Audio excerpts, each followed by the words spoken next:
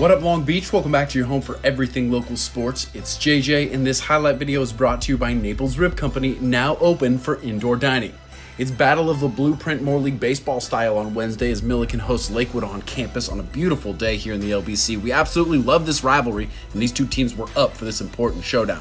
Lakewood is trying to run back into title contention with an upset on the road. Millikan is 11-2 coming into this one overall and trying to keep pace with Poly on the top of the standings. Rams once again handing the ball to lefty starter Miles Patton. Lakewood countering with junior Anthony Ianson, who's still, getting back into baseball shape.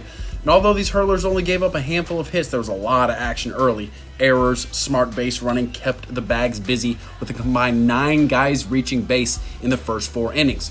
Runner on in the bottom of the second inning with 1 out. This ball's popped up and the runner going. Lakewood catcher Kane Yonamini with the heads-up play to make the catch and double up the returning runner at first. Kane choke slamming that rally down. Patton also got some help from his defense with a runner on in the third. Right fielder Gabe Sejas stuck with that one and made it look fancy for the last out of the frame. We're still scoreless until bottom of the fourth. Senior second baseman Bilal Ali bounces a single through the left side. Just the second hit off Ianson to that point.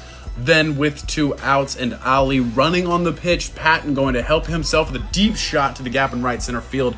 Ali Boombaye, he's not stopping and going to chug all the way around to score from first base. You can see the passion of this rivalry as he's met by his Rams teammates, and they've got a 1-0 lead. A massive Lancer answer in the top of the 5th as James Provencio turns on that 0-2 pitch to put it in the same spot. Patton doubled 2 for a leadoff hit. Provencio said he was just trying to shorten up and make contact. I mean, that'll do. Up next, Blake Jones. He's going to lay down a perfect bunt. No one at first, so the throw goes to third, and it's just late. Provencio's in there. Runners at the corners, no outs. Lakewood calls a timeout, and if you know Spud O'Neal, you know what's coming. More pressure on the defense. It's another bunt. First baseman Dean Ormondi comes up with it, and Troy Harding sweeps the tag to get Provencio on the arm. Great reaction play from both guys, but they're not out of the woods yet.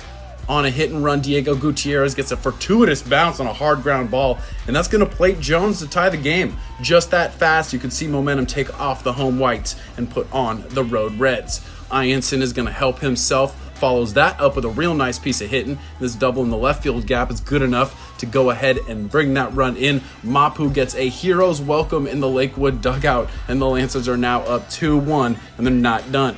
Jared Stevenson jumps on the hit parade and pulls an RBI single through the right side to plate Gutierrez. 3 straight RBI hits. Lakewood now leads 3-1. Another storyline is the 5 errors made by the Millikan defense, which is usually very solid, but today gave the visitors more at-bats, more base runners, and another unearned run for a 4-1 lead. From sparking the rally to taking the ball out of the bullpen, Gutierrez is ready to protect that lead by pounding the strike zone. First pitch strike to 6 of the first 7 guys he faced, and the regular starting shortstop also got a little PFP to end the 5th inning with a runner on. Then in the 6th inning, Lakewood playing some small ball to perfection. Provencio leads off with a single, takes second on a sac bunt, and then he's going to take third on that fly ball to center field. He's going to be over there with 2 outs. Up comes Gutierrez, who said after the game Lakewood was just trying to hit the ball hard on the ground because that's when good things happen. Well, another boot, another unearned run for Lakewood. They're up 5-1.